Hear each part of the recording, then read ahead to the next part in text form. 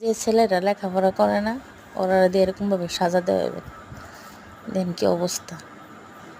বলতাছি ভাত খাইবি না আজকে ভাত খেতে পারতি না, লেখাপড়া নাই, ঘরে ভাত খাওয়া বন্ধ। এই কারণে সে রুটি করে খাইবে। এমন নরম বানাইছে যে নিজের হাতের থেকে নিজেই ফিরে দিতেছে। তারপরও ভিডিওটা করছি, সে বুঝতে পারছে না কি অবস্থা। দেখে চাপ দেওয়ার রুটিটা করার শুদ্ধ সামর্থ্য নেই। আর এমনি ঝগড়ার সময় দেখবেন দুই ভাই বোনে পারলে একটা চুল ছিঁড়ালায়।